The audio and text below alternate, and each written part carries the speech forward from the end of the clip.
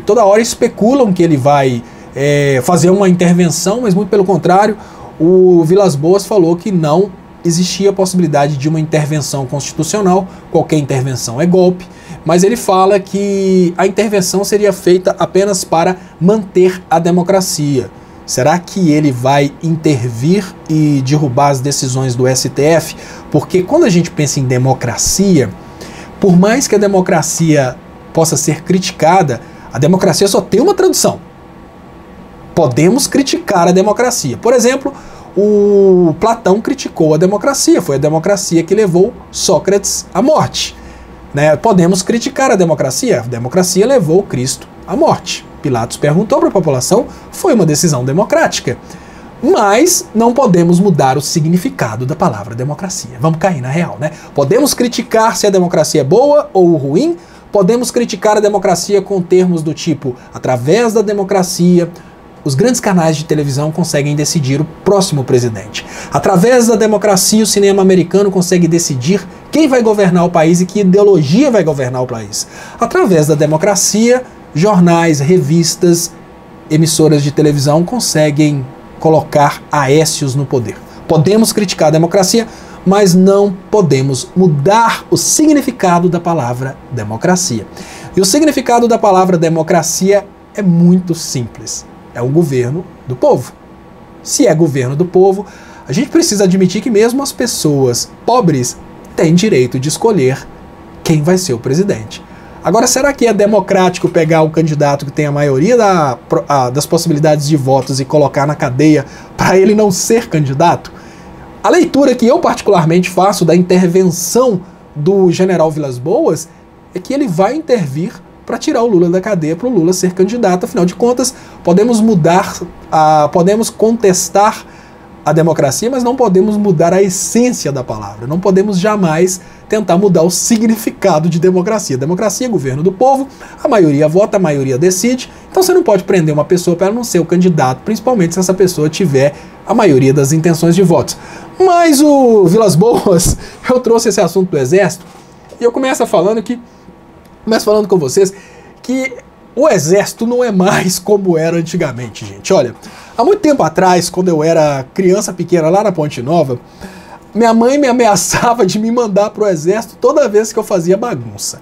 A gente, de cidade pequena, a gente cresce com medo de ir pro Exército, porque era assim, olha, você faz muita bagunça, você não presta para estudos, eu vou te mandar pro internato. Aí começa a crescer um pouquinho, você faz muita bagunça dentro de casa, se é um adolescente problemático, vou te mandar pro Exército.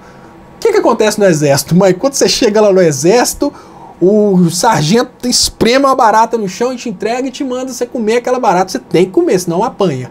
A gente fica mais velho um pouco, assiste o filme do BOPE dos militares sendo treinados, o pau quebrando lá, e os militares comendo aquela comida bizarra, vomitando, o bicho pegando mesmo, aquele treinamento pesado. Só que na vida real do Brasil hoje a coisa não é bem assim. O Exército de hoje, ele não come barata, o Exército de hoje não come a comida do treinamento do BOPE, o Exército de hoje torra milhões comprando caviar, camarão e champanhe. É isso mesmo, gente. O Exército não é mais como era antigamente. O nosso Exército, o Exército brasileiro, o Exército de um país que hoje já começa a catalogar a volta da fome, ele gasta aí alguns milhões de reais.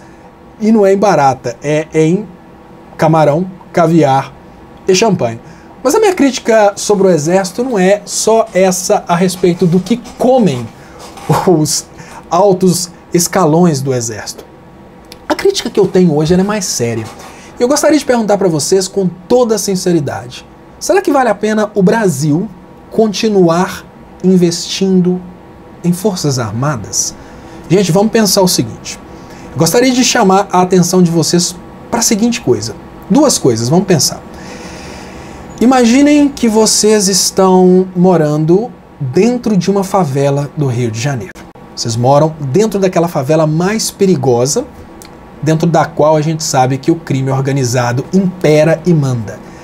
Será que adianta vocês investirem o pouco dinheiro que vocês ganham, contratando um segurança particular para andar com 38 na cintura, para defender vocês de centenas de traficantes armados com fuzis metralhadoras? Eu falo isso porque a realidade do Brasil hoje é o seguinte. Eu falei que eu ia dar um segundo exemplo, eu vou dar um segundo exemplo. Imagina que você contrata uma empresa de segurança porque você decidiu converter todo o seu dinheiro em ouro. Aí você foi, guardou todo o seu dinheiro num cofre. Aí você contratou uma empresa de segurança. A empresa de segurança deixou o ladrão entrar e levar o ouro. Você vai continuar pagando essa empresa de segurança se você não tem mais nada para defender? Eu trouxe esses dois exemplos porque o Brasil vive exatamente essa realidade. O Brasil hoje, ele não se protege dos Estados Unidos porque ele não tem a mínima condição de enfrentar os Estados Unidos.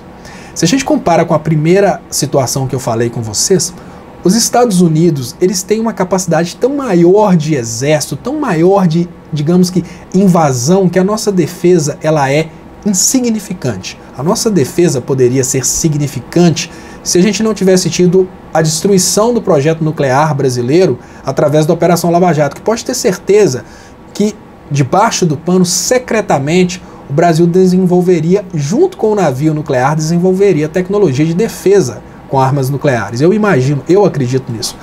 Mas vamos imaginar que você tem aquele segurança, né, um carinha com 38 dentro da favela para te proteger das centenas de traficantes armados com fuzis.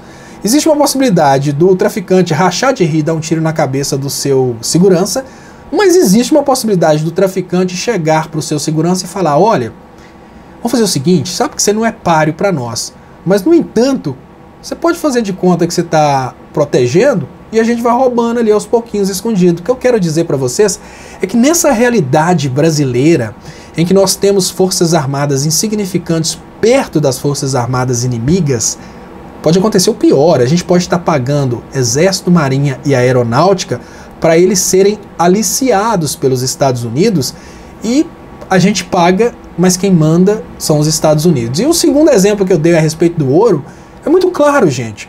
Imaginem que o Brasil começou a investir mais em defesa no momento em que o Brasil encontrou o pré-sal. O pré-sal já foi. O pré-sal não é nosso mais.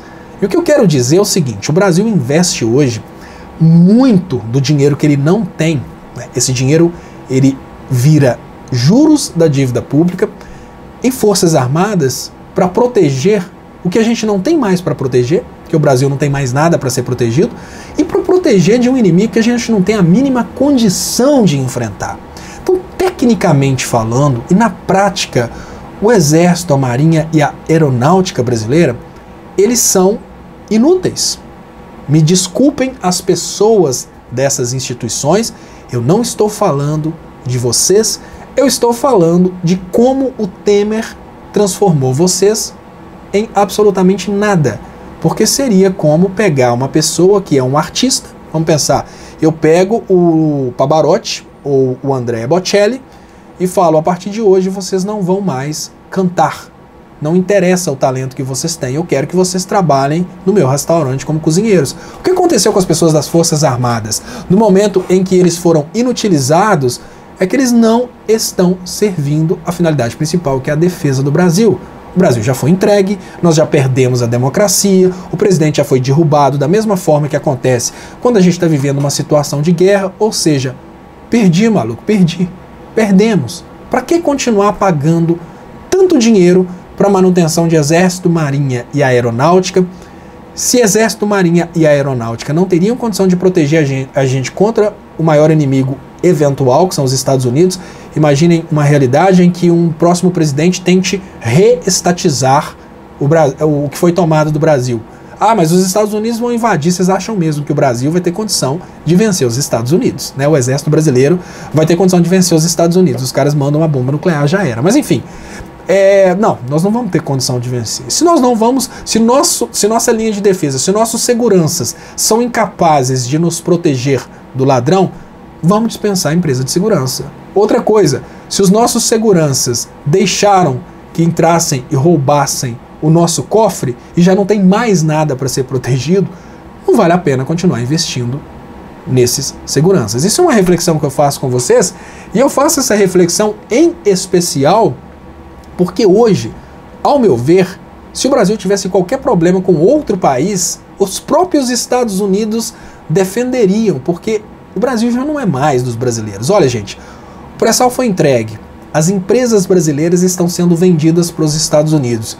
O povo brasileiro está sendo garantido como trabalhador de baixo custo, ou seja, trabalho escravo, para os Estados Unidos. E os Estados Unidos vão pagar esse trabalho escravo com mercadorias americanas, ou seja, nós somos também mercado de consumo para os Estados Unidos. Vocês acham mesmo que nós precisamos pagar Exército, Marinha e Aeronáutica brasileiro simplesmente para existir, para fazer de conta que nós estamos defendendo uma soberania que nós perdemos? Não.